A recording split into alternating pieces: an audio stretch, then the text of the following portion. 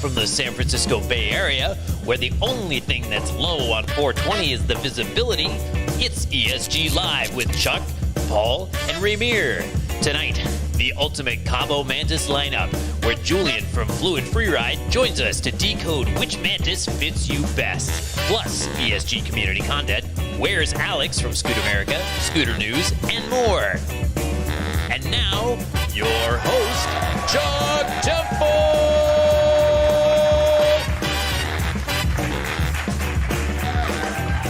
Hey! What's going on, party people? All right, what are we doing here? We're doing the live show. It's episode 82 already. We've got so tonight, right? 83. 83. Holy crap! Oh my goodness! I mean, holy cow! Don't swear on the show, Chuck.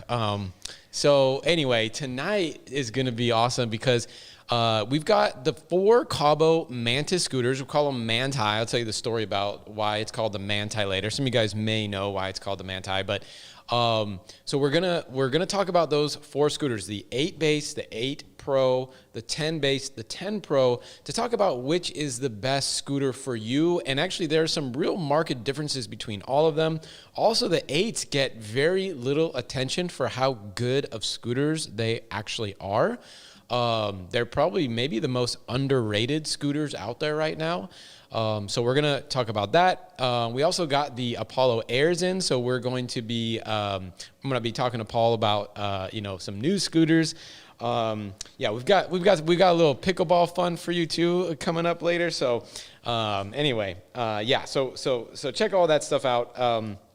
Also Julian from Fluid Freeride, who sells the Kaabo Mantis line in the United States. He will be joining us to just kind of give some updates on his end, and then from, since he sells them, talk about like which, what customers, he thinks each Mantis scooter is for, which is the top seller, just that kind of thing. Because there's so many Mantis scooters out there. They're all so good, but there are definitely differences, real market differences in the way that they ride. If you're not on Facebook, join our Facebook group. It's the place to be. We do Scooter Ride Sunday, Mod Saturday, Photo Friday, all that good stuff. If you're on Instagram, make sure to follow us on Instagram. Everything that we do is going on Instagram. Also, a lot of behind the scenes stuff is just getting posted as stories on Instagram. And I think we're passing 7,000 Instagram followers or close to it, I think. I should know this. I don't know this. And then on YouTube, just hit that like button, hit that subscribe button and the bell notification icon so that you can be notified when we do our thing over here. All right. So, Instagram says almost 7K in my notes. That's good. So we're at almost 7. Maybe we'll break 7 today if everybody goes on there. And then also one new thing, it's not really new, we've been doing it 6 months or so, but the ESG forums are out and it's easy to get to. I think there's a link in the video description, but also if you go onto our website and just click on discussions, that is where Paul and Justin and myself and Ramir, Trina, right? We're all giving out a ton. David Vosk, Richie probably shows up on there sometimes. It's where we're giving out a lot of the kind of like advice to people right now. Like interesting topics are going on there. It's a cool place. I mean, definitely Facebook is a great place as well. There's a ton of people on there. It's a little bit less crowded on the forums, but hey, Facebook is still fun too. So all the places to hang out, right? And the live chat. That's where I'm hanging out right now. All right. So without further ado, let's kick off the show with ESG's Photo Friday.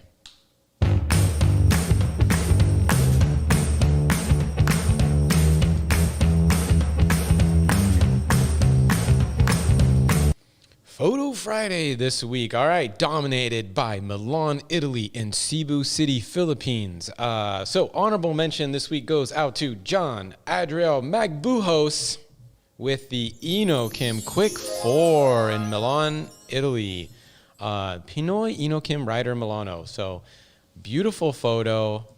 I would love to go there and ride scooters. A lot of open terrain. I can see that right there. And then he has a really nice shout out that we'll just put on the screen rather than have me read that. But thank you very much, John. The runner-up this week is Lyndon Gutierrez. And Lyndon says, this is me with my e-scoot 10, of course, with my lovely dog Cookie, located in Milan, Italy. That is a super cute photo. So just enjoy that for a moment, and we'll put up his shout outs. So very nice. Okay, and the winner this week is Kevin Socito with the Wolf Warrior 11 in Cebu City. Nice photo, and we have a screenshot with the thank yous. I guess there's a lot of thank yous now, so it's great. It looks like I got 7 likes. I posted on Photo Friday too, and I got 7 likes actually, and only 6 of them were from all my different Facebook, burner accounts. The Boba and the Roadrunner together, 2 of my favorite things lately. So that was my caption. That's it's actually kind of cool that if you notice that little bag with I was like, I got my Boba and I didn't have a way to bring it back. And they actually had these little tiny cute little bags for Boba. So, hey. And then Trina has a favorite photo here. And this got actually 89. It was posted to the groups not within Photo Friday, but it got 89 likes just like straight up in the group. So this is from Darwin Manalo. This is a sunset ride to the mountains. Titan. The hashtag is GoBoard and hashtag Titan10. Just a beautiful photo. Looks like there's an event, or I don't know, maybe it's a restaurant or something. Man, just stuck in Berkeley here, man. I need to get out and go do it. This is like the escape, just seeing some. Anyway, maybe it's an escape for other people too that are sitting at home, just watching TV or doing that thing and haven't gotten out yet. It's nice to see. Thank you everybody for participating in the Photo Friday. And sometimes if you want to be included in there, just hang out in the Facebook group on Fridays, I believe, for Photo Friday, and then just upload the photo there, and then that's how it goes. All right, quick commercial break, sponsored by Voro Motors.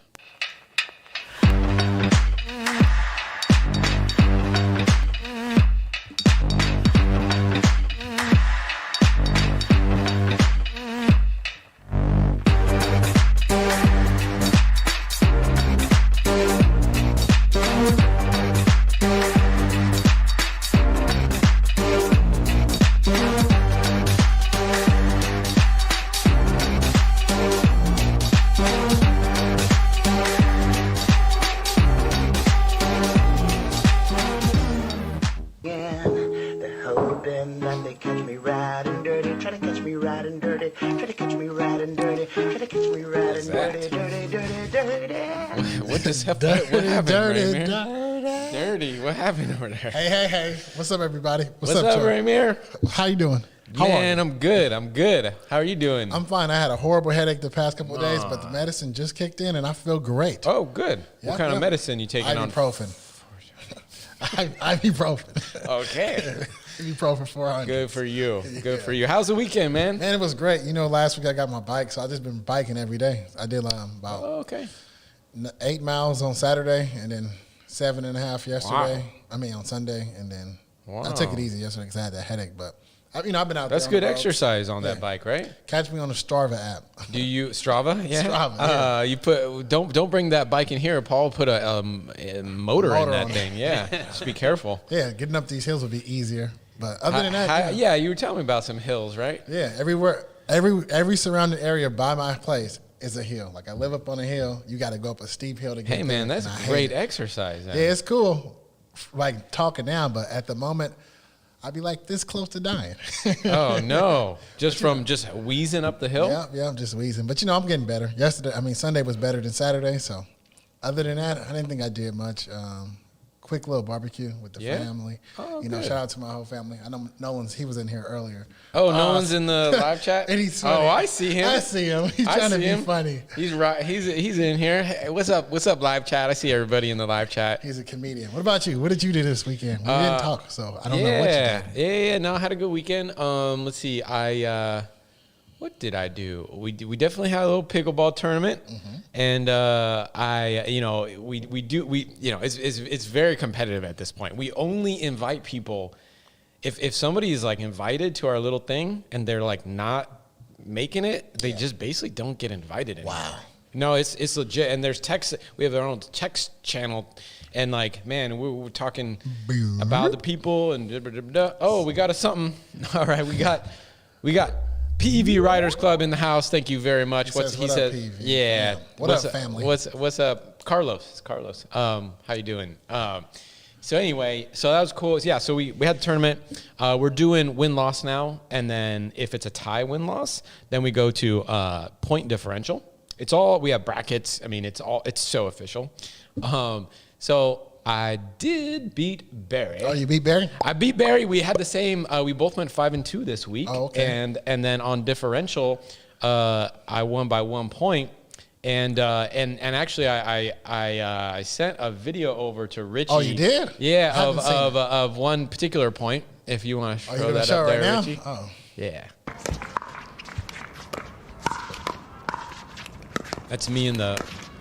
Which one is Barry? Right. Barry's left. Bottom left, I'm bottom right. No.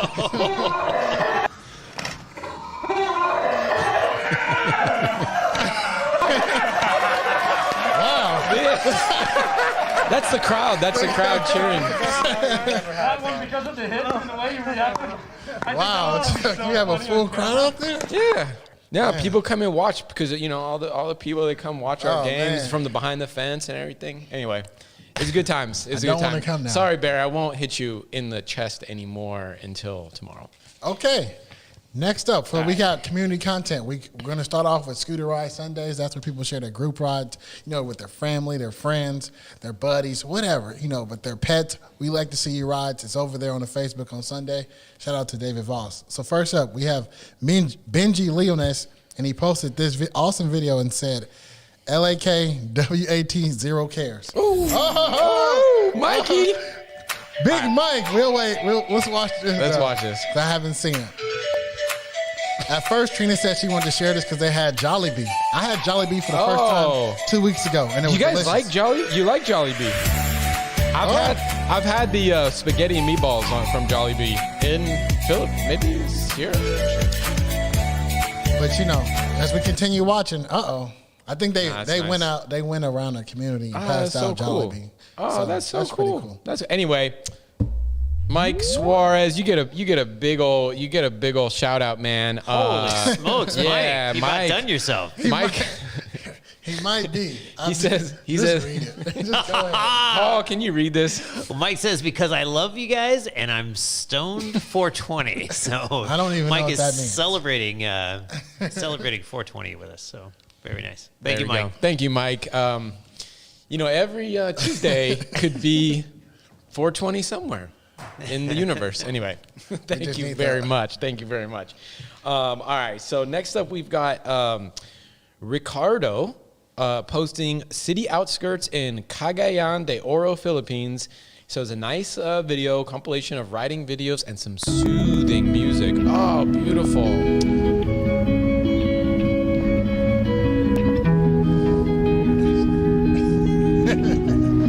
Having a bad day, you just turn this on and just like chill out for a little bit. Oh yeah.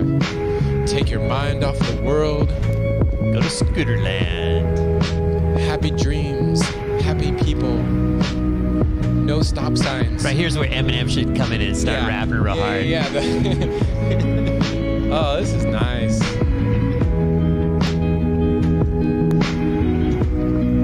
This is what I dream about when I'm trying to go to sleep and I can't. I just... It's like when the anesthesia kicks in, Yeah, right.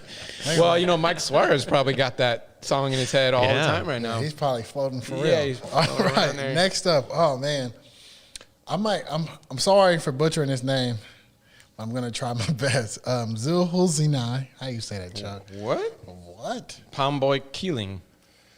This one right here. Oh, we're not there yet. Zohunsi Nalawa. Nawawi. From Nawawi. Kuala Lumpur. Kuala Lumpur. Oh, Kuala Lumpur. That's the Philippines. Yeah. No, Kuala Lumpur is Malaysia. Malaysia. Yeah. Excuse me. Yeah. Excuse me. That was my last trip with Vienna overseas. Before your England, we went there. Yeah. Maybe it was the same trip. I can't remember. Okay. He has a video and it's titled 010X. Neural Nightmare. Oh, yeah. Look at that spot. Oh. UEC. Papa. You got the rave music going on. This is the the beat future. drop? Let's see. Oh, no. I was so Human wrong. error. There it goes. There it goes. Evolution. Man, this is a real 420 show. This is the future.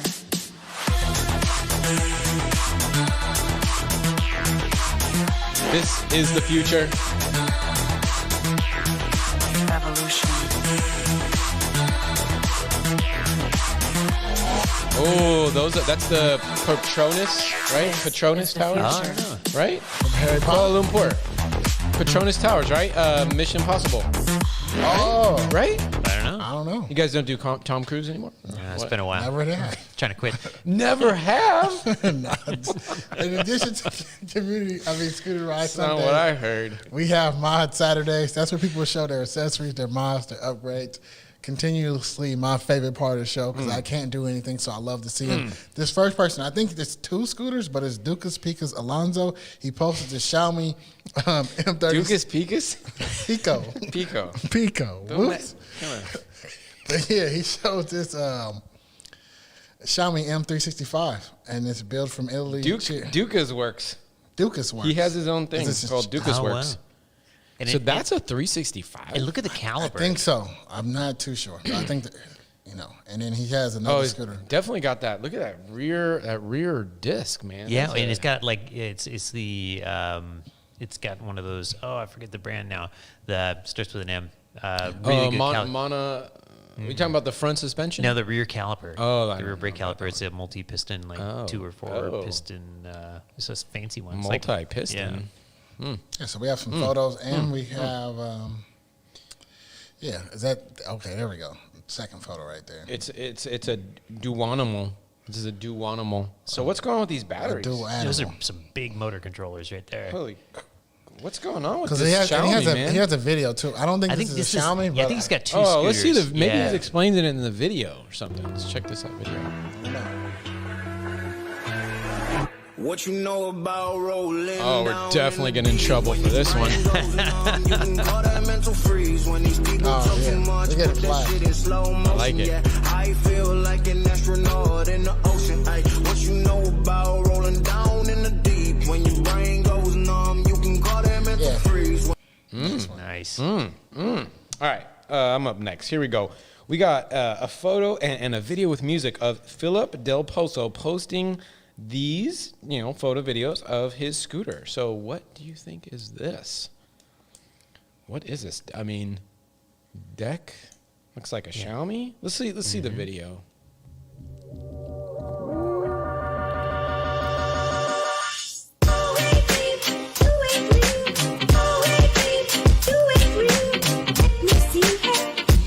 It is a Xiaomi. It's got a Xiaomi base with a big giant tire.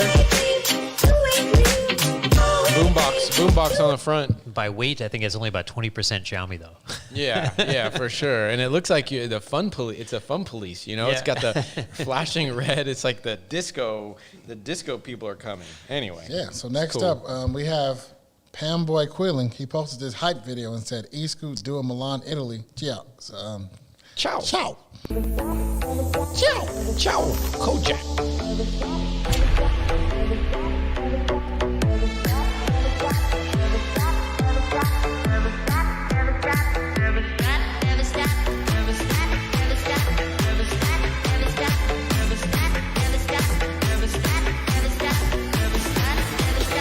Look at the lights, Chuck. It's pretty cool. Man. This is so cool.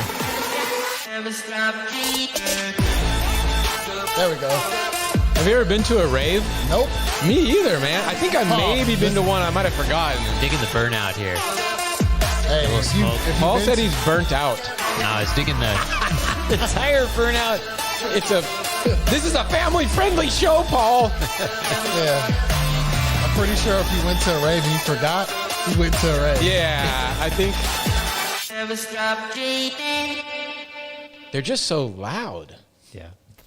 But I like this. I like good this stuff. music. Yeah. Okay. All right. So then we have community content roundup. So this, what is this? Commute and safety. We just round them up, put them all together, and it's community roundup right here. So first up, we have Chino Nazarita, and he posted on Commute Thursday. And he says, everyone's getting their ghost today. Put me in the mood to ride to work. And this is in the Bay Area. This is local, Pittsburgh, California. Oh, Pittsburgh. California, though. Yeah, Pittsburgh, California, not PA. So he's out there. Oh, they got a bike lane on that big old road. Okay. Yeah, this has to be early in the morning. Is this on? Is this on the Ghost? Mm-hmm. Mm-hmm.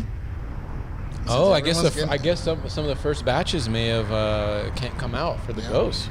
I mean, I know people have them. I've seen photos pop up this week. Nice. I know people are already modding them and like all kinds of stuff. Really? So online, David Voss asked him where he worked at, and he told him he works at a hobby shop called Delta RC in the East Bay. Is he allowed to? Oh, Delta RC. Yeah. Oh, that's cool.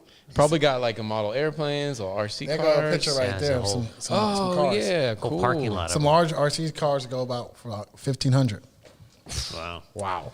Holy moly. Price of the Ghost. I want to see the RC car versus the Ghost in a race. RC car probably wins the initial for sure. Mm-hmm. But then, once you get to top speed and whatever, Ghost is going to ghost them. All right. Sweet. Thanks for showing the pictures of the RC play. I was going to say, like, where can we talk about this? And then, boom, shows a picture. That's great. Next up, Jason Scoot shared this photo of himself on the track in Kuala Lumpur, Malaysia. And he said, full jacket, Alpine stars, Liet, knee pads, Fox full face helmet, and Fox mountain bike gloves. And he races PEVs there. This is just, racing is coming up everywhere now. We've got it in Colombia, in the Philippines. Colombia. There was at least a few shots that we saw from a track down there. Okay. And then Jason's his Facebook page. Trina sent me his Facebook page. I was checking it out. They did some night track days where he's like cruising around on an EUC at nighttime. Oh, wow! That's cool stuff. Wow. Yeah. Wow. The world is changing. Yeah. It's changing so quick. It's just. I don't know. I was watching. What was I watching earlier? Walking Dead. No, I'm joking. I was watching. I was watching the news earlier today, but like before that, like last night, I was watching something. I just kept seeing scooters. And maybe I was watching the trial earlier, right? Uh-huh. The lead up to the verdict and everything. And basically, like I'm just watching the news. I like Newsy for I think it's like the most center, to be honest. But anyway, there was a Segway 9 Max for sure, okay, and then followed by 2 EUCs, and one guy jumps his EUC. You couldn't really see where it was like hidden, and then another. No, sorry, it wasn't EUC. It was the one wheel. It's 2 one wheels, and I don't know. Just I see them everywhere, and then I'll be watching some like Netflix show randomly because we're not here to take part. Hold on. We're not here just to take part. We're here to take over. That's it. It's just it's getting so it's just everywhere, man. I told you, like when I went over to get my eyes checked at the campus, every single thing in the bike rack was a scooter or a sit down high boy scooter. It was just it's everywhere. We're not fringe. We're getting big. Yeah, and to wrap up the community, shout out to a community member. John Richardson, one of the first members John of the Richardson. group. Happy birthday to him. Shout out. He's always showing his family, his scooters. Oh, what a rush. John Richardson. Out there, and he's out there in North Carolina. Making kids scream. And we finally get to see John's face. Yeah. That's John. What's going on, John? Yeah. He's got the coolest property. I think he just, it's just like, that's cool. All right, shout out. Happy birthday, John. So next up, let's see some celebrities ride scooters in the street.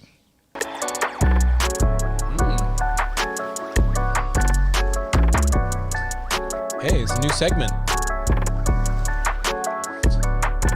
Heck yeah, this is cool. Okay, so speaking of scooters on the street, right? There's always someone in the news riding a scooter, UC, micromobility, whatever. And so, we might as well talk about those folks that are representing micromobility, because that's what we're about. So, yeah, I mean, there's an article with a bunch of nice compilation. We have super chat. You might have to stop right now. Okay. Oh, I've seen this person before. Hold on a second. Wow. Yeehee. Yeehee. I don't know who you are, but so Yeehee says, since it's on, and thank you for the super chat.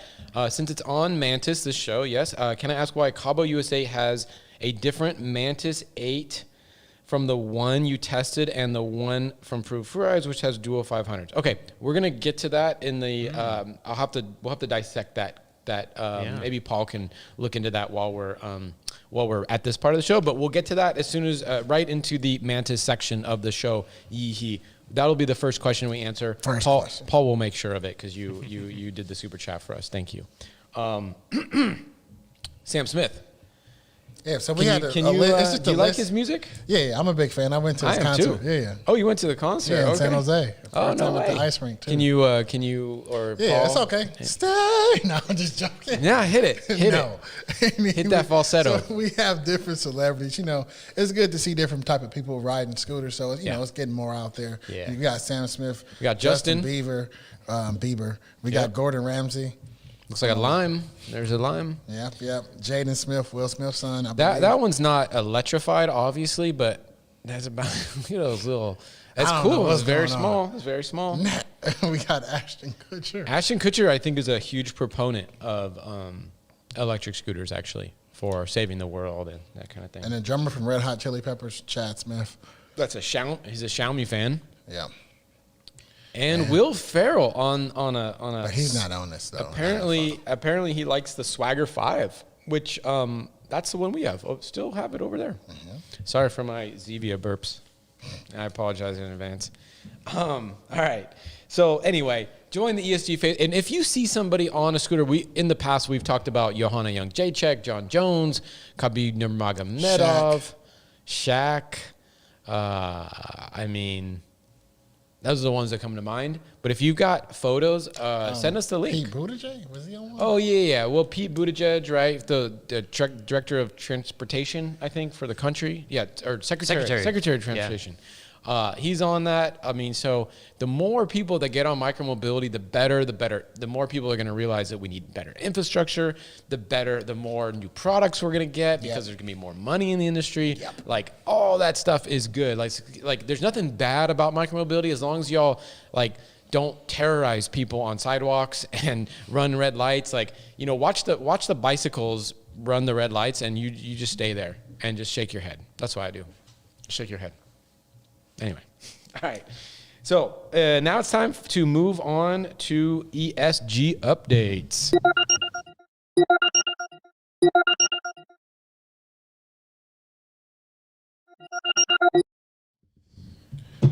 All right. Hey, Paul, we got Paul in here. Hey. How you doing? See you, Ramir. I'm pretty good. And good. I'm glad your headache's doing better. Yeah. I felt pretty miserable. I know. Thanks for checking up on me. I know you reached out yesterday and you followed up today. I really appreciate that. And I felt warm inside. Like, oh, Paul, he hit your boy up to see if I was okay. Well, we have ESG updates. Normally Chuck does this by himself, but now me and Paul are going to start doing it because, content is my thing. So I should have the good dates of it. So first up, we have the web article and the video for the ultimate Kaabo Mantis lineup. This is what the show is about tonight. So, it could, you get out more details on the web, and the video will be out soon. I can say tomorrow for sure, but I'm not supposed to. So, Wednesday, Thursday, Friday. But anyway, look, we'll update all our channels, and that'll be the next video out on our YouTube, and it'll be on the web as well. We also had our shorty video we released last Friday. It was the Segway 9bot E22. We had some comments about, is that the style we're going to go to? And it's not. It's just something that, Paul, he tests and rides so many scooters, and they do so much deep digging that we have to, let's go. Wait a minute. We have a super chat. Super chat. We have, what color is the button, Chuck? Just pick one. Oh, see what happens. It's the top right. Oh, I was gonna pick wrong. All right, we got super chat from Tom, $5. Thank you, Tom. He says, have Chuck bring back the wig so he can be mistaken for Billy Ray. Billy Ray Cyrus. Don't break my heart. Oh, Is that yeah. right? That is Billy Ray, right? Yeah, Paul could do it. Paul, we need to get Paul in. We need to get Paul in the wig. Speaking of the hat and the wig, we have an industry Slack channel where we get to communicate with each other. And I was communicating with somebody from one of the scooter manufacturers today, and I said something, and he confirmed it back with, instead of a thumbs up, it was the Chuck with the hat and the wig on. They made the little Slack emoji. I knew someone was gonna do that. It was LOI came back with that today. Yeah, good times. Good times. All right, go ahead, Paul. All right, and so let's see, other stuff we've got coming up. The Kaabo Mantis 8 Pro full web review is up now, and that one contrasts the 8 and the 8 Pro. It really takes you through the details of sort of all the differences there. Kind of like, tonight we're going to go through all 4, but that one is really specific to those 2, and it's a really good review, and you should check it out on our website. And other stuff that's coming up, we got our hands on the Apollo Air and Air Pro. We've got those in the house, and I've been testing those. I've finished testing the Pro, and I'm almost done testing the base model. And they're pretty cool. They're way more different from each other than you'd expect. In the pictures, they just look like minor variations of the same thing, but they're like different forks. Like it's got one's got a brake on the front, one's got a brake on the back, one's got a disc brake, one's got a drum brake, and so really different stuff. But altogether, I mean, like the Pro is like a better looking, better handling Ninebot Max kind of, and then the base model reminds you of like a better looking, better handling M365 or GoTrax G4, something like that. So looking forward to getting that all together, and we'll have a full review on the 2 of those in about 2 or 3 weeks. Okay, cool. I got on the Pro earlier today. Yeah, it was pretty good. Yeah. It's like you said, the Ninebot comparison, with better like looks and better screen, but also the acceleration. When you first get on there and you hate the acceleration, it takes you a the bit. Not the best hill climber, but it's pretty cool. And I like the suspension in the front. Yeah, it's pretty smooth. I've been playing with tire pressures a little bit, and I like it with the lower pressures, but you go run with the higher ones to get more range out of it. Yeah, but more to come. More to come. So, next week we have the Kaabo Philippines show next week. Go ahead. What's that about? Yeah. So we'll have we're gonna have some interviews with folks from the Philippines, and I think they're gonna wake up early for us, and so we can have them on there, have them on live. I've got a bunch of interview questions for a couple of racers, and I think we're talking to Kaabo Philippines themselves, like the distributor over there. I think I don't remember. I don't know exactly, but I think there's at least one person from there coming on. I'm looking forward to it. It's quite the scene over there. We got a lot of racing, just a ton of scooters, and a pretty big organization over there for Kaabo Philippines. So they're doing big things over there. Yeah, and the big tours. And we'll talk to them about the Turismo, which is where they're doing sort of a cross Philippines ride. There must be a lot of boats involved in that because it's just the water to land ratio is pretty high, Let's see. Oh, and so let's see what else is coming up. So we've got Scoot America update. And every week starting next week, we'll be catching up with Alex Simon on his Scoot America trip, where he's crossing the United States on a plethora of scooters, and he'll be sending us weekly updates. And he sent one today, actually. Yep. So let's just roll that and check out an update from Alex Simon. Hey guys, so Zero to Epic here. I left Las Vegas yesterday, headed to Boston, where I will start Scoot America. I was hoping to make it to Denver yesterday, but there was a major snowstorm, so they closed the highways, and I had to spend the night in Breckenridge, Colorado. Headed to Iowa today, hoping to make it to Des Moines and spend the night over there. Anyway, excited to start the trip. Still scheduled for Saturday. Taking off Saturday morning. You guys can follow it here on ESG. I know they're preparing a special blog where you can follow me live as I am crossing the country, so that will be super cool. And I'm ready. I was hoping to show you guys a trailer, but it was 14 degrees when I got outside today, and I just wanted to get in the car. I didn't want to be outside opening the trailer and But I'll try to get some pictures and post it on the website, what the trailer looks like with the scooters and the bags and whatnot. So make sure you follow me on facebook.com/Zero2Epic. You can follow me on Instagram, username Zero2Epic, and even TikTok, Zero2Epic. And thank you so much, ESG and the whole family over there, for supporting this trip and making sure that everyone can follow along. And I'll be giving you guys daily updates from now on and on every day of the trip. Thanks again. Talk to you guys soon. Yeah, so Alex is, he's home based in Las Vegas, and he's getting ready to start his trip on the East Coast and then head from east to west across, what is it, Highway 20 up there? Yeah. And so he's just driving out to get started and just sending us an update from the road there. And all right, so next up we have, and then, we've got on the web there, we've got, you can see. That's the blog. It's the blog where we're going to be able to follow along. You'll be able to see where he is and check in anytime, see where he's at. It's all integrated. So anytime that he's over there, I think you just pop on the page and it like integrates that Glimpse app. Yeah. So you can just basically just refresh the page. I don't even think you need to refresh the page. You can just see where he's at. Nice. Go flag him down. Go out ride with him. Go ride with him. Yeah. I mean, that's what I would do if I was on that path. That'd be sweet. So thank you, Alex. Looking forward to your weekly updates here on ESG Live, and so next up, and now it's the deal of the week. All right, so the deal of the week this week is from Fluid Freeride, and it's the Kaabo Mantis 8 Pro. In ESG code, you can find the in the description for the video. It's kind of a long one. Electric-scooter.guide for Mantis, and it gets you a $150 discount, so it gets it down from $1,999 to $1,849. And let's see. Oh, a fun fact on a different scooter is back in 2019 we got our first aux from Urban Machina, and for this week's promo they've got you can save big on the aux O. And let's see, and now we've got a commercial break from Urban Machina.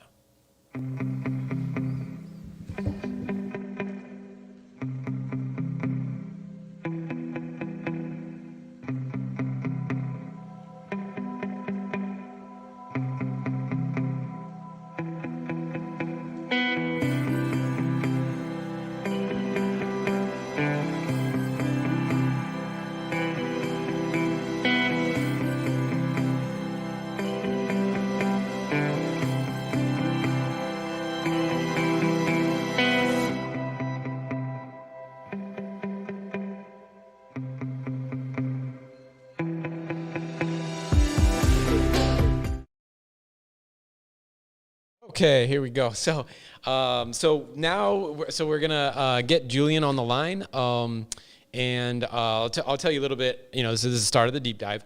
So Julian, we're gonna have him on. He's the founder of Fluid Freeride, based in, I believe, Miami, Florida. He has been selling. He's one of the top sellers in, well, probably the world, but based in the United States. Selling a whole line of scooters. He's also like one of the most stand-up guys in the industry. When there was issues with the wide wheel a long time ago, or early on with some other scooters, he's basically been like real honest with everything with his customers.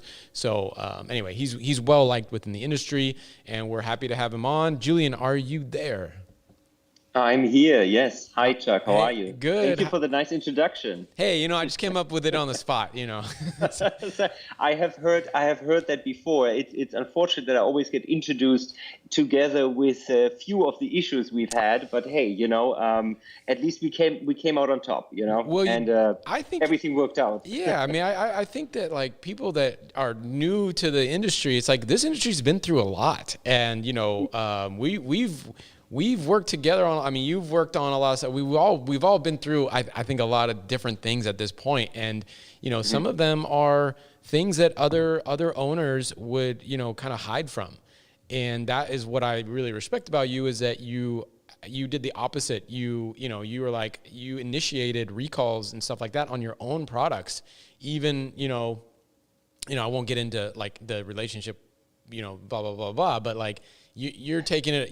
I know you've like really pushed to have the safest stuff and like to get fixes, and you're helping create fixes and things like that. I mean, not on anything current, but like in the past when, you know, this industry is going through growing pains, right? And so indeed. But I have to say it feels good. And again, it sounds like we've been doing this for 10 years, but we haven't. You know, it's just been a few. But you know, it feels like the industry is maturing. It feels like our suppliers are maturing. Yeah. I do remember, obviously, when we started selling, how, you know, delivering the first batch, how nervous we were, and you know. But I have to say, with every batch we deliver, it feels better and better. Quality is improving. Control at the manufacturer side is improving. We know what we need to look for before we launch a new model as well. Yes. So overall, you know, it was hard work, but it feels like we're becoming more mature. Yeah. You know, I know someone in the comment, I think Kim was asking, like, do you feel like we're moving out of the early adopter phase of this industry? And I personally think we are. I see so many all the time now. I see them everywhere. Before we get into the whole thing, like, where do you think we're at? Do you think we're at like this like early adopter still, or do you think we're moving to like that early majority? Getting to like a real product that's not just a toy, that's like a right. real thing that has real support, that has just everything that's needed to be a real product. I feel, obviously we are one of the bigger companies, and of course I feel like we are doing it right, and we are there to support the product as professionally, we're always looking at car dealerships, for instance, and saying how do they do it, and what can we learn from them? And I think we're still on the way, but it's working. In terms of adoption, I think we're just on the verge of this becoming a mass market product. I personally feel, and again, we do sell Inokim, and we just had the owners here for a quick surprise visit a few weeks ago, and the first thing he said is, man, my last trip to New York, I saw almost no scooters around, and now I see a few, but man, you have no idea how it looks like in Tel Aviv, he says, which is a market where scooters have come into the mass market about maybe 3, 4, 5 years ago, and now it's a main means of transportation. I think you see more scooters per capita in Tel Aviv than you see bikes in the US. That's crazy. So, so there, that shows me, okay, maybe we won't get there, but even half as much, in places like New York, we still have quite the way to go. New York is like, I know when we look at our stats in terms of cities that, that are subscribers or watchers or people on our website, blah, blah, blah. It's like New York seems like it's just a hotbed of people that are interested, and legally it's like opening up, and, right. But it's also the use case, I think wherever you live in New York, you can take your scooter out, ride a few blocks, you can make use of it, right? If I compare this to Miami, there's only maybe 10% of the city surface where it really makes sense, where you don't have to ride too far through suburbia, and then, you hit the freeway, you can't really take your scooter, Yeah, I remember when I moved to San Francisco, the whole reason I got into scooters, 2016, moved to San Francisco, I would not drive there. I found this thing called an electric scooter that my now wife was telling me about. I was going to get an e-bike. She's like, scooter, get an electric scooter. And I thought about it, I got one. It, for joyriding, for like recreation, it's awesome. And there's a lot of value there. But I think that the value for people that live in a densely packed urban area is even more valued than someone that is just, sure. It's great. It's fun. They're fast, all this stuff.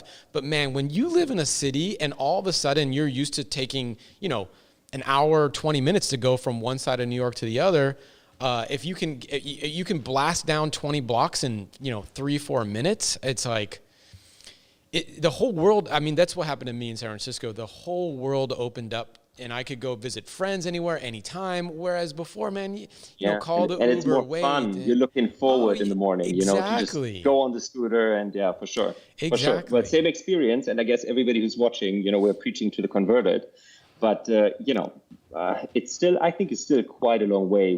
We got to go to open this up to the rest. Yeah. To the unknowing. Yeah. I could talk a long time about like what happened in Israel. Do you think regulation had something to do with that, and blah blah blah blah? Maybe that's for another show or something. But anyway, what is new with you? How are you doing? Well, good. The pandemic in Florida at least is kind of on the phase out. We're kind of looking upwards again. Everything is slowly opening up, so that feels really good. Business-wise, a lot of news as well. I mean, you were talking about New York. Obviously, we see this the same way, and that's why we are opening a fluid freeride service center in New York. Nice. We had a great service partner before, and we partnered with him together. And we already have a team in place. We're just waiting for May 1 to finally open. And it's a nice space in Brooklyn, and it's obviously we'll service our customers for warranty, for repairs they need. We'll sell refurbished units at a really good price. Similar to the space we've been operating in Miami, just closer to one of our most important markets. Oh, that's awesome. Very cool. Yeah. Did you send a video of that, or was it of your new? No, I did send. Yes, exactly. So that one New York's not yet open. So we'll send you a video once it's open on May 1. And where in New York is it? Where for the people that are in New York that watch this, like where in New York is it? Oh, we got a video here. It's in East Williamsburg. East Williamsburg. The video is of your office or of the New York? The one I sent today is actually from the new space in Miami that I want to show you guys. Okay, go ahead. Yeah, talk about that because I think we're playing it right now. Go ahead, Richie. Why don't you play it again? Second news is we finally moved to a bigger space here in Miami. What we had became way too small, and main reason was have more space for spare parts so we can serve our customers better. We created more space for mechanics to repair scooters, but we also added a nice showroom, a better space for our team, and overall I'm actually quite happy with how that turned out. We literally just finished the last touches, and we're going to have a studio there as well, so we can create some more videos, both repair videos, also reviews, and so on. And I'm seeing how you have professionalized over the last few years since we're working together. I'm still, for the Phantom review, for instance, that's going to come out. I'm still standing on a green field. Somewhere outside, and we're trying to move this a little upwards as well. Well, yeah, I think people, I think people care the most about the content over the production value, but it is awesome to, these guys here, Richie, Ramir, props to them because they put all this together. So yeah. Partially selfish as well. I mean, if I want to shoot a review outside, I got to pack up everything, huge backpack, go with the scooter, take a team member with me, and help me film it versus, getting out of my office onto the studio. That's at least the hope so we can, create a little more content. Yeah, we used to go to the park down here and I did the reviews outside and man, it's like every 2 seconds there's a stinking airplane that goes by and we have to stop and it takes all day. Yeah. And then you have to cut everything together. And, whereas, with our delivery, we can just, in a quiet environment, we'll just, one take and that's it. Yeah, there you go. All right, so let's talk about these scooters. The Mantis. The Mantis. And so real quick, I think that for those of you that don't know, I think it was last summer, we were doing a review of the Mantis 10 Pro or base. I don't remember. Maybe it was the Pro because the base I think I did way long time ago. And we're trying to figure out the plural of Mantis, right? So like multiple Mantis electric scooters. And I think we did a poll, and I remember you agreed to the results of the poll, and I think it was a Facebook poll, if I remember right. And the poll came back as Mantis. So the plural for the people voted, and we all agreed that it would be called Mantis. So hopefully that's going well. That is why we refer to multiple Mantis scooters as Mantis, if you don't know. And Julian agreed to it.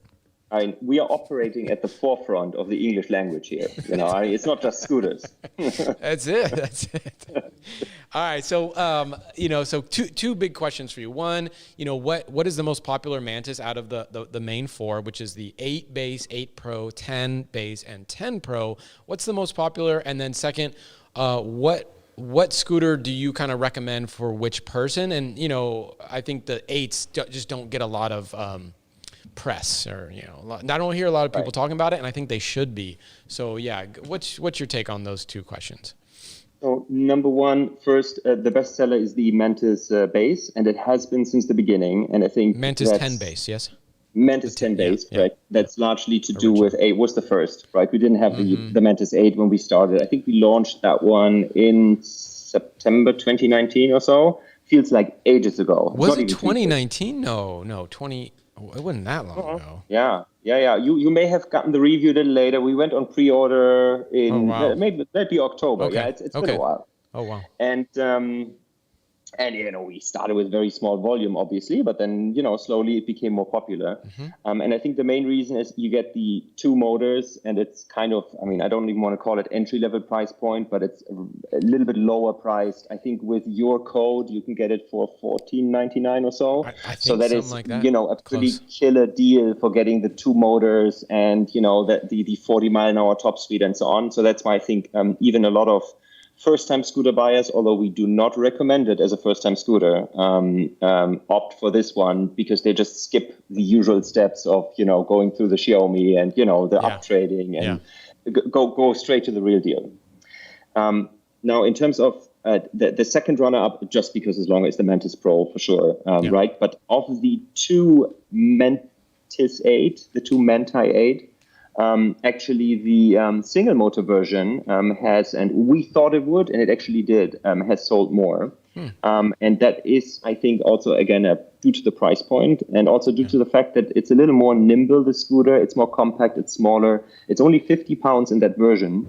But you do get the Mantis type dual swing arm suspension and the ride quality. And, it's relatively punchy and powerful, not as much as the two-motor version. And I think that's why that one works relatively well. It may also be that you guys brought that out first in a review. And there's still more content, I think, overall missing on the Mantis 8. We haven't fully created our own reviews yet. So we're working on that. So, it's also... the more people are talking about it, the more people see the benefits. They don't just take our word for it, Who do you see buying the Mantis 8 base, the 8 Pro? What are the typical buyers, do you feel? Because that's what we're going to go into next. And I want to kind of see if we're, I don't know, who actually buys it. We're going to say who we think should buy it. And, Well, look, in an online environment, you don't really know your buyers every time, right? We do see the guys that walk into the store here and that buy. And typically the way we've sold it, and, I would be interested to see if you come up with a new avenue, but I feel it's more for people who are a little bit smaller, who want something a little bit lighter. For me personally, I think at 6'2", the Mantis 8 is just at the border, right? Which is, by the way, the same thing I would say about the wide wheel, which, I stretch my arms out and I can comfortably ride. But I do like the bigger stance on the Mantis 10 more. But if you're a little more compact, then, that may just be a better scooter for you. It's also easier to transport, a little bit smaller footprint. We can call it the baby Mantis if you want, right? without patronizing there too much. Yeah. But I think it is beneficial for someone who wants something a little more compact and more nimble. It moves, it turns a little faster. I feel it animates to jumping curbs and playing around. When I did the first review on it, we don't really have an off-road area here, but I caught myself just jumping on grass and jumping down curbs, and it feels really good that way. Yeah. And the Mantis 10 feels more of a mature scooter, maybe. Okay. Why would somebody go for? So this is the one that is probably the hardest. Is the Mantis 8 Pro? Like, why? Who's that for? Because we have real clear. I feel like I clearly know who the 10 base and the 10 Pro is for. But who is the Mantis 8 Pro? Who's the ideal customer for that? I think whoever wants maximum performance with still somewhat portable features, right? Yeah. Okay. So, I don't have the weight top of mind, but it's relatively light for a dual motor scooter with that amount of power. I think a top speed is like 33, 35 miles an hour. It's not necessarily for us. It's not really about top speed. It's about the acceleration, how fast you can get there. And, that one puts a smile on your face instantly because it has that kind of relatively raw Kaabo typical power. But yeah, it's compact and foldable, and you can easier carry it in one hand than the Mantis 10. it's subtle. I'd say it's subtle differences. The Mantis 8 feels much more playful because of the smaller tires, because of the faster turns and the looser feeling in the handlebars, maybe when you're playing around on it. Mm-hmm. Mm-hmm. Interesting. It's personal experience from me riding it, a few times, and comparing to the Mantis 10 that I've ridden more just because we've been having it longer. Yeah. And I think it animates to play. That's for sure. Nice. Are you okay to take a couple questions from our audience, from the live show chat? Okay. And for anybody that I know we're 20 seconds delayed, so if anybody has a question for Julian, just hit @ElectricScooterGuide, or if you write Julian, maybe David will catch it and he'll throw it in the doc for me. I don't see them though, right? Because no, you don't see them. These are all new for you. Okay, so Rusty James is asking, will Fluid Freeride be selling more Apollo? Are they going to be working together on any future products? I think it's not a secret to say yes, we are. We are actually very happy that we got this partnership started with Apollo, and that has many reasons. We decided to go down the road of being a retailer and of offering service, hence the opening in New York. We're looking at a West Coast location, over this year eventually. So, and Apollo wants to create awesome scooters. So I think it's a match made in heaven. And so far our relationship has been fantastic. Nice. I think it just is important to take these things as much as we can handle them instead of just going at it straight out, launching the whole portfolio. So give it another few months, and we'll expand. Awesome. Okay, Paul, do you have any questions or Ramir for Julian while we have him here? No, not off the top of my head. We have a couple more that we'll probably get to after Julian's off. But somebody did ask about a 500 watt dual motor Mantis 8, which we were going to get back to. Yeah, that was somebody else carries. And I think my understanding is just like they're just people private label them, and everybody picks what they believe this is in another country. The best Mantises. I mean, it's I don't want to plug the website. Is it selling but it has the name of. No, we can be honest about it. It's a retailer in the US. They're called Kaabo USA. Yeah. I think it's an Asia-based wholesaler. It's not Kaabo themselves. That's as much as I know. It's confusing when they do that. And and they carry the Kaabo brand too. I mean, we've been down that road with Mercane as well. So in the end, I don't want to say anything bad about them, nor will I. We have no experience with them, but in the end, Paul is right that if you strike a deal with Kaabo, in the end, you can configure the scooters and make changes to them in a way where you feel they will best serve your customers, right? And they have chosen one configuration, we have chosen another. I think it's as simple as that. Okay. So that's the confusion then. Yeah. Is that it's just, we can say, hey, I think that's why I say, like, I don't know, I try to say 8 and 10 a lot. Because if you say Mantis base, it's like, but even that Mantis? One, it's even more confusing because the one from that other seller they're calling it a Mantis 8. And it's a 500 watt. It's an 8-inch wheel. Okay, 8-inch wheel. But it's 500 watts. So it's a little confusing that it's a Mantis 8 with different specs. Yeah, interesting. Okay, Julian, any other last things before we let you go, and then we're gonna deep dive. We're gonna deep dive all four ourselves here right after you're out of here. But any other thing you want to mention? No, I mean, you guys keep up the great work. I'm actually glad you did this deep dive on the Mantis. That makes my life a little easier, right? Because we had this on our production schedule, so to say. So we're going to steal with pride or just feature your video on our website later on. Okay. And guys, thank you for everything you're doing. Keep up the good work. Okay, awesome. And then one last question while I got you. Kim Richmond's asking, when will the Mantis start coming in alternate colors? Last question before you go. That is any color as long as it's black. We're still in that camp. Once the scooters evolve as automobiles have, we're going to talk about different colors, maybe special edition. But to be honest, I feel at least our customer base is more interested in having something that's a little more classically colored. Okay. And it's something, Julian, that we found when I used to own a motorcycle shop, and we would sell helmets of many different colors. And it was always like, if we had the white ones, they wanted the black ones. And if we, it's like, we're always out of stock of the color that people wanted. And that was just, it would just frustrate people. It would just, people just get frustrated. So. Yeah. And to be fair, we're making it a little easier for ourselves. But especially in the beginning, you launch a new product, you first want to see if it works before you go multicolor. And for sure. But if there's a strong preference for a certain color, I mean, let us know why, and we'll certainly consider it. Cool. All right, cool. Thank you, Julian. I appreciate your time. I know it's late there, so thanks for staying up with us. And have a great rest of your week. All right, thank you guys. You too. Have a good one. Okay, thanks, Julian. Bye-bye. Bye-bye. Ooh, we got a quick super chat. That's from Yi-Hee, who actually just said thanks for the explanation and gave us another $10. Thank you so much. We should just send that money to Julian. Just boom. There you go. Yeah, that's all him. But thank you, Yi-Hee.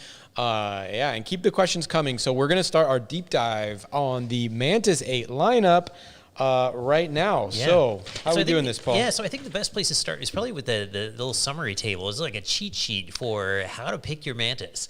And I think this is good. I think this is really good. And Chuck and I spent a bunch of time riding the scooters back to back and kind of hashing it out. And it doesn't seem like it because it's so simple, but like it's. Because I mean, first we were just like staring at 4 scooters, and we we're just like, these all look the same, and how are we going to explain what they're what they're for? And after riding, we figured out they really are pretty different, and there are things that we each like best about them, and this sums it up pretty well. And so it's like the 8s suit smaller riders better. They've got lower handlebars, smaller wheels, a little more portable, but also smaller decks. And so if you're on the bigger side, the lower bars and the shorter deck don't work as well, but you can make it work if you wanted to. And then throttle wise, obviously the single motor Mantis 8, easy. It's an easy, smooth throttle. Still fun. It doesn't jerk your head back. Yeah, right. A lot of people do not like the twitchy. That power, that torque that you get right away. There's a lot of people that absolutely do not like that. Yeah. And they're staying away from scooters because so many of them have it. And the order is sort of like 8 base, and then Mantis 10 actually is still relatively smooth. But the 8 Pro and the 10 Pro are kind of bonkers. And so I can definitely see people getting on those and just being like, no, I'm not doing this. I know Julian mentioned like it's not something that he gives to people. He said it's not a first scooter. Yeah, he said. I mean, and that's why we've got both of those two, the 8 Pro and the 10 Pro, listed as for experts, whereas new riders can get on the 8 base, and intermediate riders, for the intermediates to experts, can get on the 10, because the 10, and we'll get into this a little more later. The specs are pretty similar from the 10 to the 10 Pro. But they're really different scooters, and we'll get into those. We'll get into those details. So what we're going to do is we're going to each take one and kind of break it down. What's good about it, who it's for, and Chuck's going to start us off with the Mantis 8. Okay, so the Mantis 8 base model. So this is the only single motor out of all of them. So to me, this is the biggest outlier because yes, it is the smaller scooter. So the 8s are smaller. The deck size is smaller. The wheelbase is shorter. I think the width is about the same. Yeah. The stem length is shorter by I think 1.75 inches ish. It depends on what day you measure it. Anyway, so it's smaller, and we're right. It's for smaller folks. So for me, it fits me really well. The other thing that I love about this scooter is that I'm everywhere, right? I'm going to Bushrod for pickleball. I'm going this place, that place. Vienna meets me sometimes. We want to drive home together. It's like that's the car that I can quickly. That's the scooter that I can easily, quickly fold up and put into a car. And yes, the 10 you can definitely fold up. It's just for my size. I'm a 165-pound person, so I would say I don't know. I guess for a scooter rider, I'm probably small because like average weight for a man, I think is 200 pounds, right? So the big dogs are maybe like 220 to 240 up. And then, 160 and less might be small. I don't know. I consider that kind of small for scooter riders, at least in the United States. So, for me, this scooter fits me really, really well. It fits my body. It fits my arms. And in fact, it was your daily for a while. It was. So I remember I rode the 09 for a long time. Then I got the Mantis, right? And then I'm like, holy crap, the Mantis, I can get up to like 25, 26, 27 miles an hour. So stable, so stable. And wow, we got a quick super chat. Kevin Wade says, "Hey guys, you're doing great work promoting e-scooters. Keep up the good work. Y'all were the reason I recently got into e-scooting hard and upgraded to a Ghost from my GoTrax Elite. Wear your helmet. Boom. Yes. Double, whatever that sound effect. Thank you very much for that. So the reason why I took that Mantis 8 base as my home commuter was mainly because I had stairs at home and there were stairs at work. And those were the two big things. If I have to take a scooter upstairs, that's why I always said 40 pounds was my limit, but that was before I had a handle in the back. And now more and more scooters are coming with the handles in the back. So with the handle in the back, now I'm like 50, I think this is like 53.6 pounds, That's right. Something like that. And so actually I don't have any problem taking hold of the little, the footrest thing and the stem and lifting that up a flight or half a flight was to my house upstairs, and yet it was still stable. I mean, yes, I wish it had more power, but anytime you're going to have more power, you're going to have more weight because you have that second motor. So for me as a daily commuter, I personally don't need to go 40 miles an hour in Berkeley in the neighborhoods here. You're not really going to get up to 40. Like you're going to get up to 30, 35 before you got to hit the brakes again. Yeah. So it's like you can drive like a Lamborghini, but like if you're driving it on city streets, you're not going to get a ton of use out of that. So it was my daily commuter. The other really nice thing that I liked about the scooter over so many others for a daily commuter, it's got those deck lights, and the deck. I mean, they all have it, but even this base model has the deck lights, which makes it so that at nighttime it's not going to light up the road for you, but I've got my own front light that I put on there for that. This is my shred light, but for lighting up the for people to see you and see the scooter in Berkeley at night when it's super dark and there's no street lights out, like I am not trying to get hit by a car. This is like the last thing I'm trying to do. And so having that, I can't tell you enough how important it is if you're riding at night, especially in the wintertime when, the sun goes down early. So that's good. And then finally, the Mantis 8 base is not a more poorly built scooter than the other scooters. I would say the build quality is exactly the same. I would agree with that. And that stem and everything else about the scooter, it's quiet. You don't hear rattling. You don't hear shaking. You get no stem wobble. I love it. Yeah. I mean, it's just. I think that if I were to do the review again, I know I said it's not so stable at the high 20 speeds. I kind of have to take that back a little bit because like as I ride other scooters that are around that weight and the same configuration and tires, stuff like that, I actually think it's actually one of the more stable scooters at that speed. And so I almost would like up my review on that scooter. I think this is the sleeper scooter. I think it's the one that doesn't get enough attention. You can ride it hundreds of miles and you're not going to hear stinking noises on it. Yeah, and there's something about the 8 base that makes me want to jump off curbs. I mean, that's like Julian mentioned it, and it's like my number one Yeah, why I think it's the light front end. I think it's because it doesn't have a motor in the front, and so the front end it has really good feel. It just when you're carving through a corner, you feel more with the light front wheel, and then you're jumping off speed bumps and stuff. It just feels kind of free and more bicycle-like in the front, not having a big hunk of motor up in the front of it. That makes sense. Yeah. I don't jump, but I do go over speed bumps at max speed, and I will jump a little bit on those. But anyway, yeah. So that's my take on that scooter. You want to talk about the Pro, the 8 Pro, Paul? Yeah, I'll take us into the 8 Pro. So the 8 Pro to me is it's like the sports scooter. It's like it's a sporty thing for small, medium riders. Kind of a hooligan scooter almost. Like if you just want to like go fast, stop fast, turn fast, and just like do really abrupt things. If I were doing like a longer, smoother ride, it'd be one of the 10s. But for just goofing around or cutting through traffic, I love the 8 Pro. It's got way more go than the 8 base. And if we pull up the acceleration like graph. dual motor versus single. You're doubling the power. So and it feels like way more than double. Yeah, and then if you look at the acceleration curves, the 8 Pro is the pale blue line that's kind of right in the middle, and so it's got a lot of immediate acceleration. Not quite the top speed that the other ones have, but you really don't want that. Like with 8-inch wheels, you don't want to be going 40 miles an hour.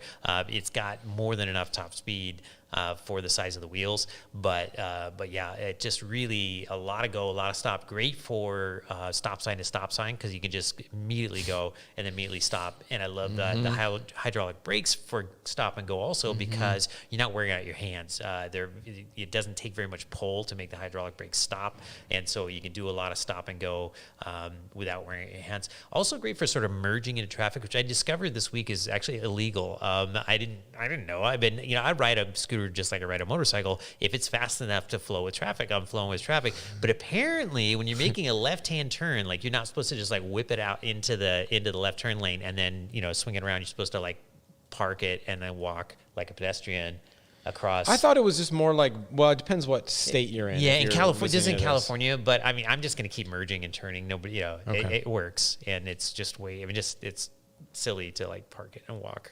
That is silly. I thought it was more like same laws as a bicycle. Yeah, there we go. There we go. Sorry, Ramir. And I was just gonna say when we went on that group ride, Paul lifted, and I went to the sidewalk and I walked over. So yeah.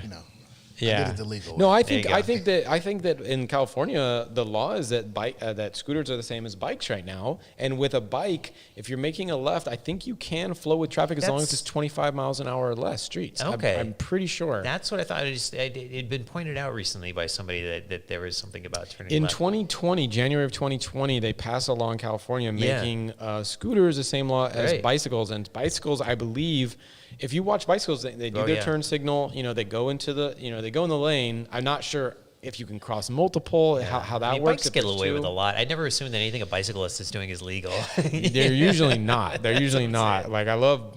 Anyway, okay. But then the final thing for the 8 Pro that I did notice when we were sort of riding them back to back and comparing them all is that I really felt like it was shoving me back onto the rear footrest. It's got kind of a short wheelbase, and so you either when you grab a big fistful of throttle, you're either sort of grabbing onto the handlebars and holding on for dear life, or you're trying to support yourself with that rear foot. And the deck being just a little bit shorter than the 10s, I felt my foot really needed to be up on the footrest, which is not my favorite place to be. It's not very flat sort of thing. It's kind of rounded in two directions, and so but you kind of get used to it, and you just end up with your foot back there on the 8 It's Pro. Not wide at the end, right? It's like a it's like not a little thin. nub. Yeah, well, it goes. It's like it's this shape. Yeah.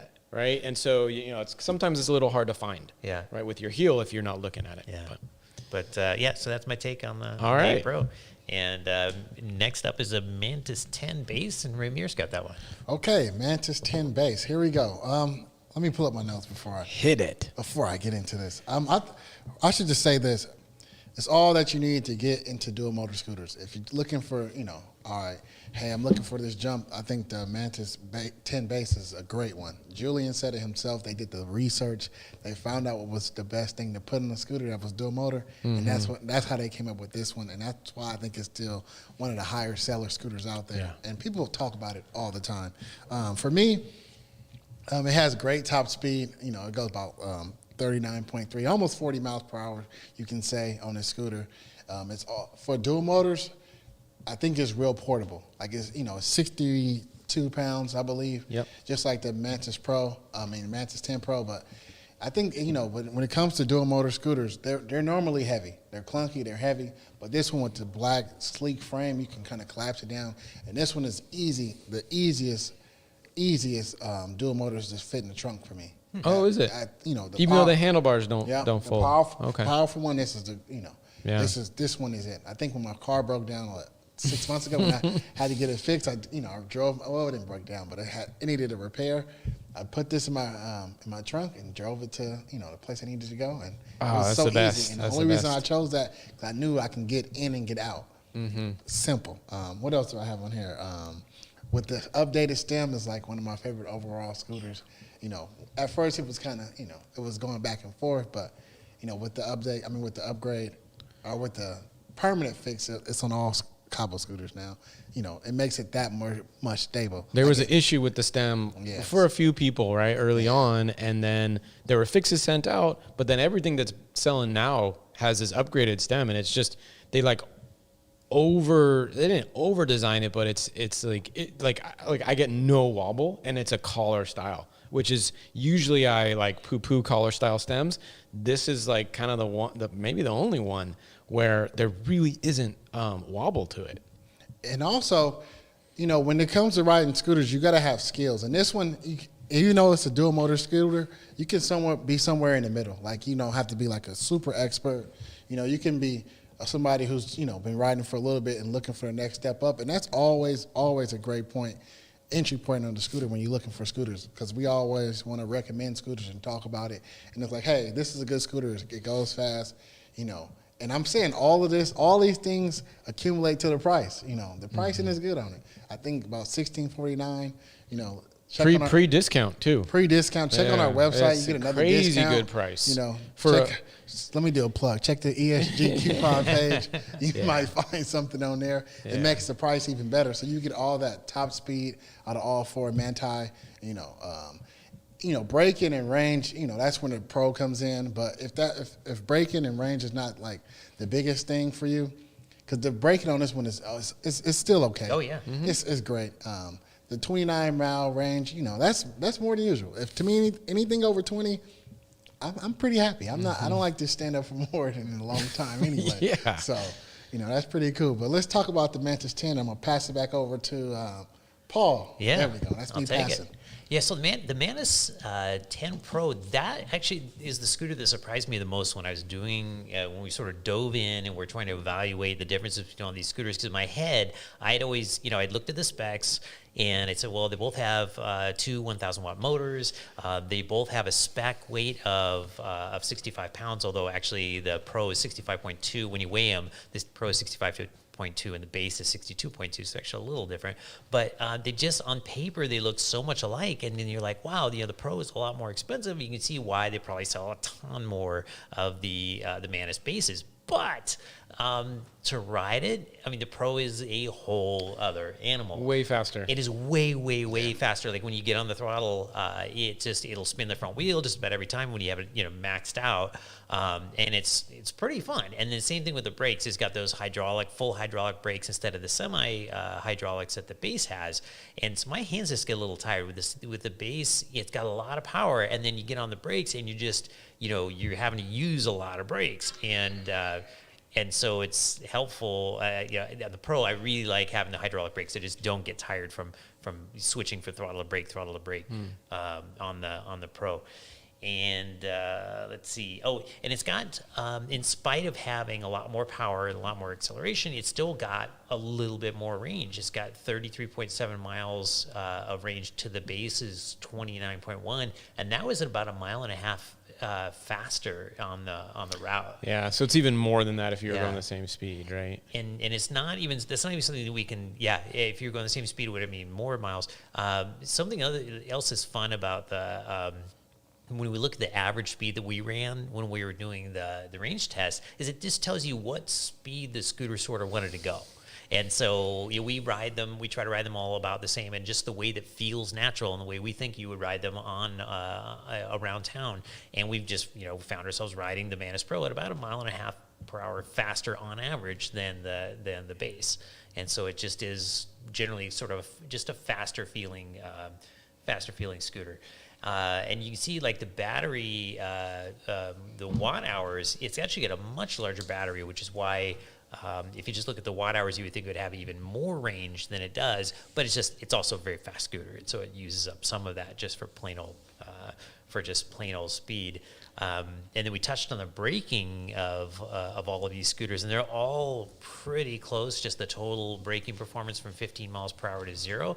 But the Mantis Pro wins this one at 10.2, which is like really astonishingly short distance. I mean, that is a very, very, all of these are excellent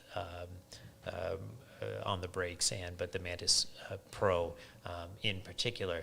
And then hill climb is another place where the Mantis Pro really shines. It's It's almost a second faster than the. You can really see where a single motor is so different. Yeah, than actually, a dual motor 1.3 seconds faster than the base, and and then you really see the single versus dual. It's like it almost kind of messes up the chart. Yeah. To have the single motor on there. And then another chart that we have that has a ton of contrast is like the 0 to 15 times, and then the 0 to 30s. The 0 to 15 is funny because you really see that dual versus single motor there, and then you get to the 0 to 30 tells another story, which is that the 8 base doesn't get to 30. No, yeah. and you don't need it over 30. You don't really need that at 30 with those tires. 25, 27. But this is the big story here this is 5.8 seconds versus 7.7. Oh, it's such a big. I mean, that is a huge difference. Yeah, and when you look at the curve, right, you can't really tell because it's like they're all so close together, but it's not that close together. Yeah. It's really a different feel. Yeah.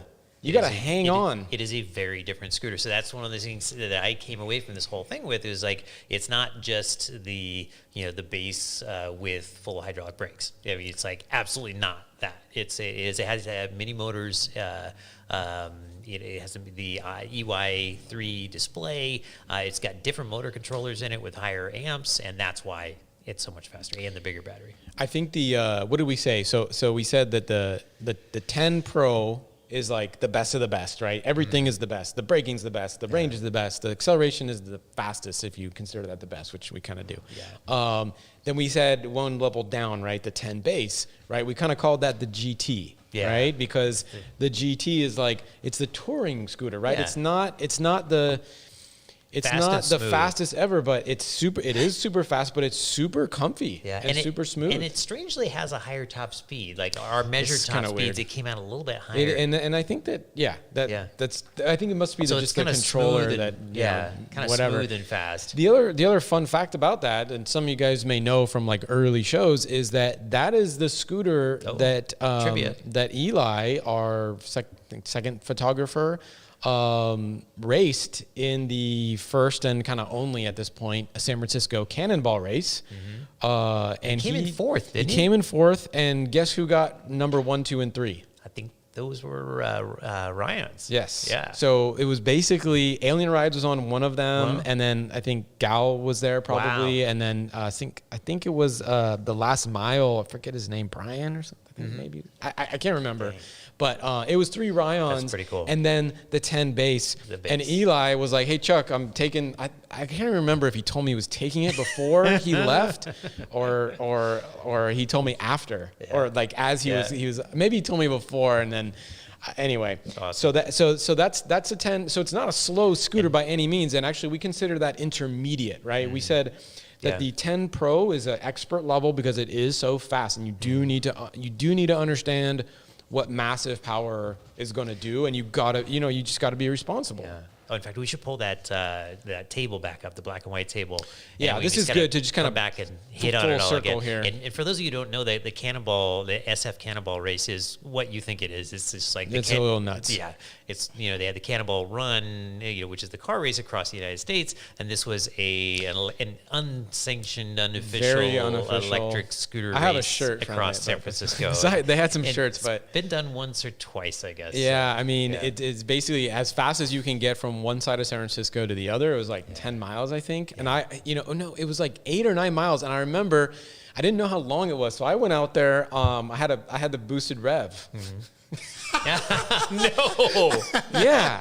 That was the dumbest move I ever made. That was so stupid. Vienna dropped me off. She was going to see a friend or something. And I'm over there and I'm chatting it up and saying hi to everybody, and it was great. And did anybody know at that time? Like, were they looking down saying no? I think it was early on in the rev days. I think anyway. Hey guys. Yeah, my rev out here.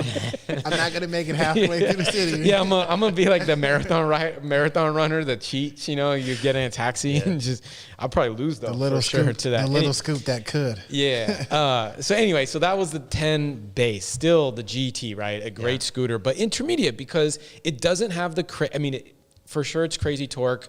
For sure. I mean, the first dual motor scooter that you ever go on, it's like a moment you'll always probably remember. Yeah. For me, it was the mini motor Spider I visited Alien Rides a long time ago. And he was like, I got this Spider. I was like, cool. And I couldn't wipe the smile off my face. I had been riding my used scooters, Booster Sport. And I went up to that.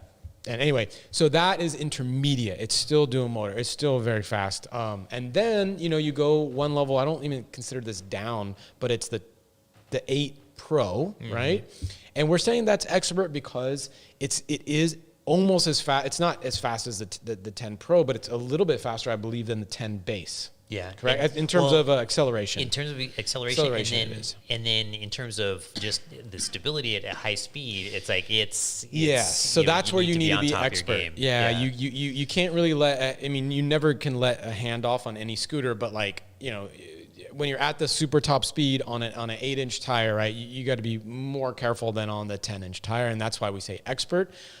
Still sporty, but then right. The frame size, right? All frames can fit the 10s, but I wouldn't recommend somebody that is even, I would say Julian, I'd even, since he's over 6 feet, I'd if someone was asking me, I'd say, you probably need to go for the 10s, right? But someone that's my size, 5'7", 5'8" on a good day, I'm very happy on the 8s. I love the 8s. It fits me well, and I can just pick it up. Whereas the 10s, when I'm in that situation where I need to pick it up, I just don't want to.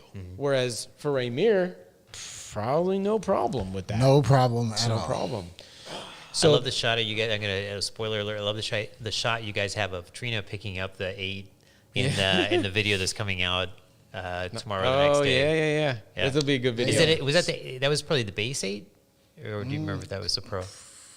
Anyway, one of the 8s. I don't know. Yeah. Trina's in the chat. She'll let us know. She'll let us know. Either or, she can do both. Of them. Yeah. No, Trina's strong. She makes it look lighter than it is. She goes and picks up all the scooters. Yeah. One-handed a lot of the time. I don't know where that's mom strength. Yeah, I was just gonna say. Yeah. Okay, so that's the 8 Pro, right? It's like a little bit smaller frame, but still so sporty. And I think we call it great for commuting in the video because when you're commuting, you have more of that stop go, right? You also need to pop that over little curbs and stuff, and it's just a little easier if you need to take it upstairs. The 8s are going to be a little easier, and then finally the 8 base, which is kind of like I would say it's for newer riders. I mean, it's hard to say all the things this is for. We would say like it's not just for we're going to say like it's for newer riders, for smaller riders. I know that Chris and Christina that came on Scooter Hunters Live, that was her choice. I know Trina, this is like one of, if not her favorite scooter. And I think for both of them, they mentioned a lot of things, but one of them is just that the throttle doesn't jerk your head around. Yeah. And so you can stay on it really easy. It's also one of the few sort of modern-looking scooters that you can get at that price point. Yeah, because most of the other scooters are going to be Titan variants at that price point, and it's a lot of scooters are kind of a little bit Frankenstein-looking kind of thing, and this is just like the fit and finish is just like it's just nice, it's sleek. There's not a bunch of bolts and stuff hanging out everywhere. It's just you're proud to ride this scooter. Yeah. And then we didn't touch on it tonight, but it's in the video for tomorrow. Is the 8s are both tubeless. And so you get a little bit better tire feel, not just from the wide tires, but from the tubeless tires just have a really nice feel to them. And then you're not prone to pinch flats. So the 10s have tubed tires, and so you can pinch the rim, the tube between the rim and the road sometimes, and get a flat that way if you run low on tire pressure, whereas a tubeless tire is not going to get pinch flats. And they also work a little bit better with slime. The tubeless slime works, and Armadillos works a little better with the tubeless. Nice. Yeah. Okay, cool. So I think that sums it up. I think that wraps it up, guys, for the for the deep dive. So if you have more, so check out the video. Most likely tomorrow, but we're not going to make a promise. It could be Thursday morning, but most likely tomorrow morning. I seen the video part of it, and it's quite good. I think it gets down to the nitty gritty. Well, you guys got the more nitty gritty. The folks, couple hundred people now, and thousands, over the next few days that watch this. You guys, this is the most information. And, you know, hit up the comments if you have, you know, if you're watching this after it's live, just hit up the comments because 3 times a week we're going in the comments. Also, if you have a real technical question about that and you want us to answer it, go over to the ESG forums on our website, click on discussions. It's real easy to sign up, you know, Facebook, Google account, you know, you can just, you know, quick and easy do it there. And then you can get some, you know, expert feedback, right? I mean, so, okay. All right, so let's go to a quick commercial break sponsored by our own website over here at ESG. The new and improved Electric Scooter Guide website now includes an updated database which adds water resistance ratings and scooter dimensions, all sortable and filterable and available in metric and imperial. Updated performance data of over 40 top electric scooters, including range and acceleration. The results of the world's largest electric scooter survey, showing you the top 13 electric scooters as voted by actual riders. Extensive reviews of over 43 electric scooters. The world's largest collection of updated and exclusive coupon codes to save you some cash. A new group ride finder local to your area. Check it out at electric-scooter.guide.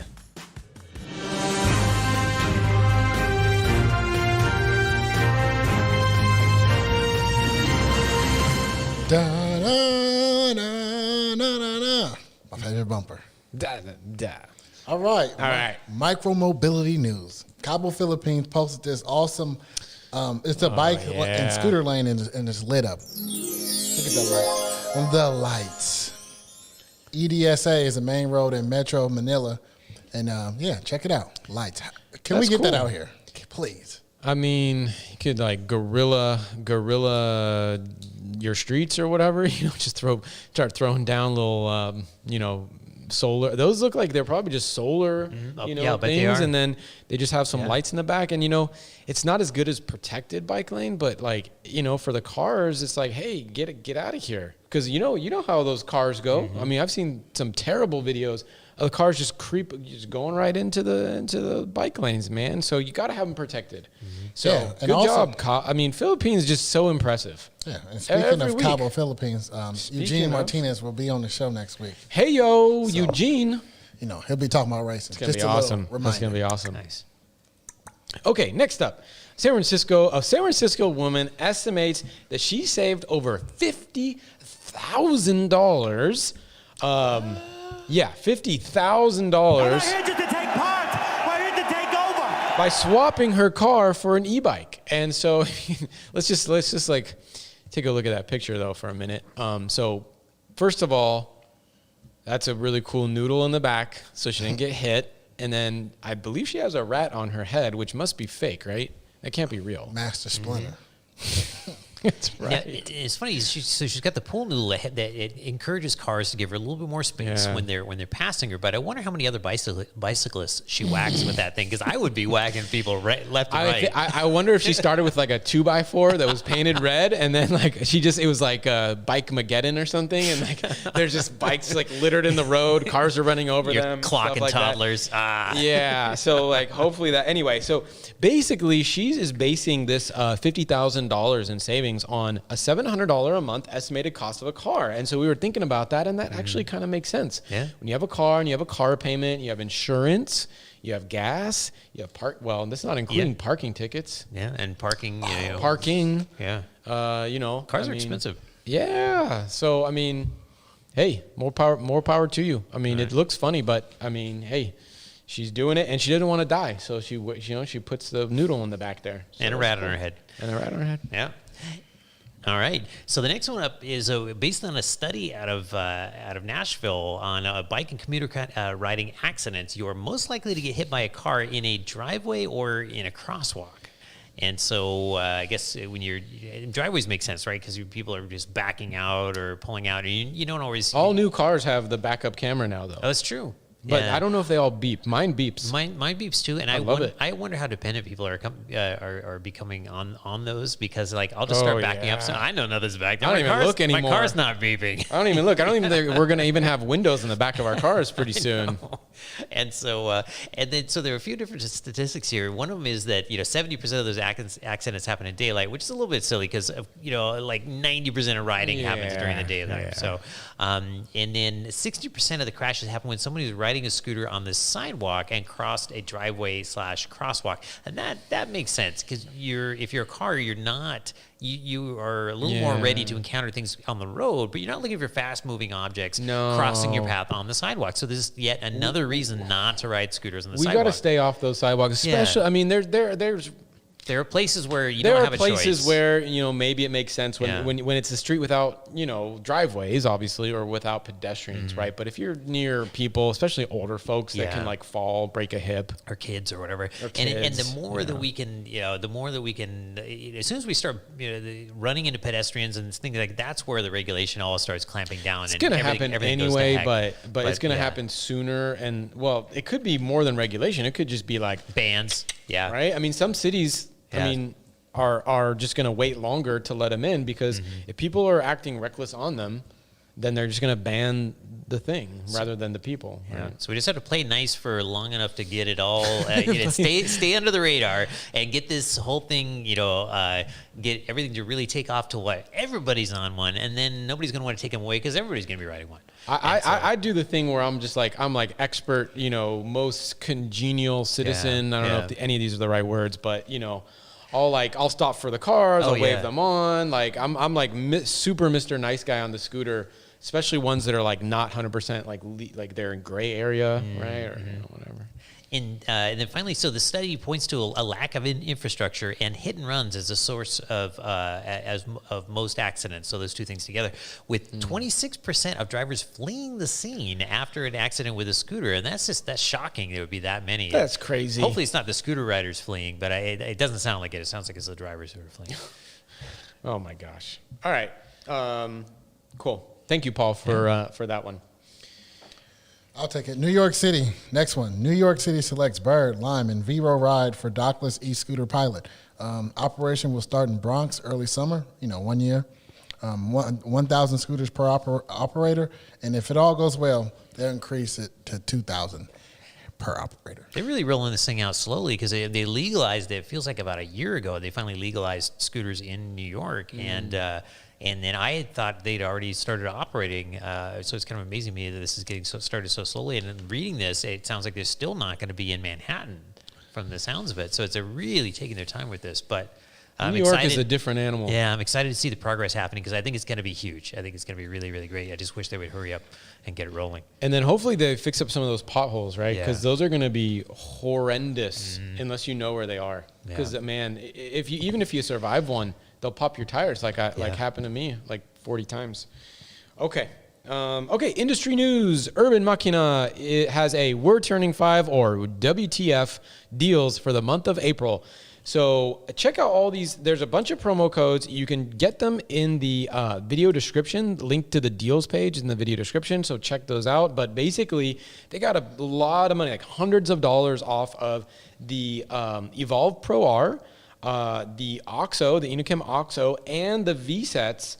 The promo is only good until the end of April because it's their 5-year-old, they're turning 5. So it's like, first of all, congrats that they've been, that basically makes them probably like the grandmother of, most micromobility, retail shops. Cause most have not been around for 5 years. So they're one of the originals, up there in Canada. They do sell to the US, and these are great deals. So check those out for sure. Okay, next up in industry news, the Wolf Warrior X Pro is officially open for pre-order with Vero Motors. Check that out. It's $19.95. You need a $100 deposit. Let me read some things. Dual motor, 1,100 watt motors. Also 60 volt. I'm excited to check these out. Yeah, man, we'll get one soon. It's a wide deck. It got 10-inch tubeless street tires. Wait, street? Can you focus in on those tires, Richie, so I can get a quick glimpse? Zoom, maybe. Oh, there we go. It's hard. Oh, it's all right. There we go. Oh, okay. Yeah, those are kind of dual sport there. Those will look a little different than the the regular they're not Wolf. not They're quite as knobby. Yeah. Yeah, they have a little bit different pattern and stuff to them. Still think I want something a little more street than that, but on that one. But I'm really looking forward to that. I think it's, maybe it'll be close to as fast as a Wolf, but with a little more portability, a little less. It says up to 43 miles per hour. Yeah. Yeah. And our Wolf, we only got it up to 45, I think. So. Yeah, the regular Wolf, right? Yeah. Very cool. Okay. So yeah, check that out. Link is in the video description. We'll be getting one probably in the next month or so. And you guys talked about all the scooters that are coming in already, right? We didn't talk about we got a lot coming other in. ones. Yeah. Yeah, we got a lot. We got a lot coming in. So it's going to be a great summer for Scoots. Okay, now a quick commercial break sponsored by Voro Motors. And a Facebook giveaway. And the Facebook giveaway right after. Stay tuned.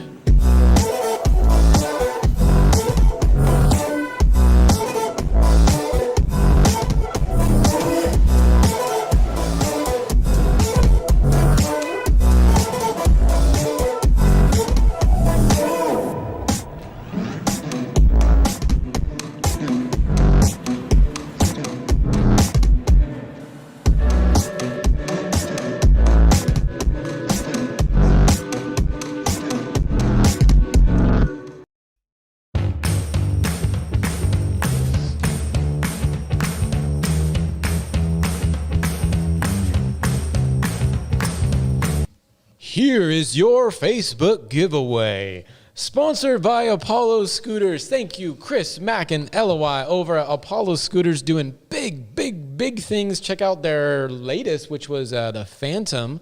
And then I think we've got a couple Airs. Yep. Apollo Airs that and are. the Air Pro coming up. Yeah, Air and Air Pro that are coming up maybe next week or the week after. A couple weeks. 2 weeks from now. So check that out. Anyway, they are sponsoring, they're giving away from the Facebook group a Xiaomi digital air pump, one of the coolest accessories I feel like that we give away. This is the one that I want because, it's just easier than having to pump the tire. Although Vienna did get rid of her Mercedes that was just losing air pressure every time we drove it. But anyway, so cool. And shipping is Worldwide. All right, so we got a new way we're doing this. Ramir, you want to explain? Yeah, so we have this new fun randomizer. It's like a spin the wheel type of thing. All the names are entered in, and we're gonna hit the randomizer, and it's gonna roll, and then it's gonna pick the winner in dramatic fashion. So, Richie, let it rip. Yep.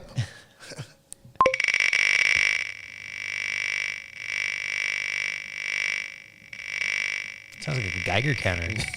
It does, right? Hey, Daryl Perkins! You are the winner!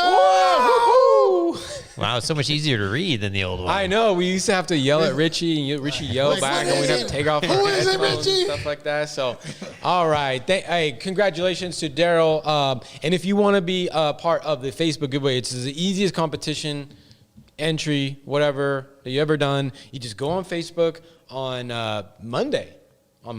David Voss makes a post. All you got to do, you don't have to be the first one. You just comment or share. I believe that's it. Mm-hmm. And then, boom, you get entered. And there's only like 100, 120, 150 people. So it's like we've done 82 of these. So like, yeah, it's pretty good odds. This is not bad odds for like pretty cool. I mean, we give away good stuff, usually like $50 to $150 value, like all the time. So, I mean, it's not us. It's all these other folks that kind of do this for our community. So, yeah, so thank you, Apollo, for this. Yeah. Cool. So the conversation is going on tonight on the ESG forums. If you want to head over there, a few of us will be manning the forums on ESG. If you have questions about the Mantis, the Manti, any of the Manti scooters, head over there because Justin, who the faceless man, the smartest of them all, will be there to answer your questions. It's like the Wizard of Oz. Wait, I was just going to say that. Don't look behind the curtain. He is the man behind the curtain. Yep. So go over there. Anyway, thanks for watching.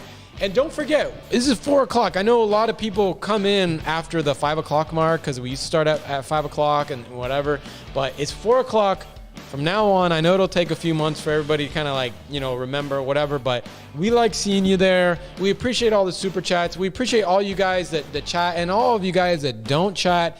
Shout out to I realized that my mom, my dad and my stepmom watch this out in Colorado. Nice. So shout out to you guys. And it was my dad's birthday on the 17th. So happy birthday, Dad. Happy birthday. He got a good family present this year. Nice. Tell you guys later about it. All right. We'll see you guys next time. Good night. Bye. Good night. Peace.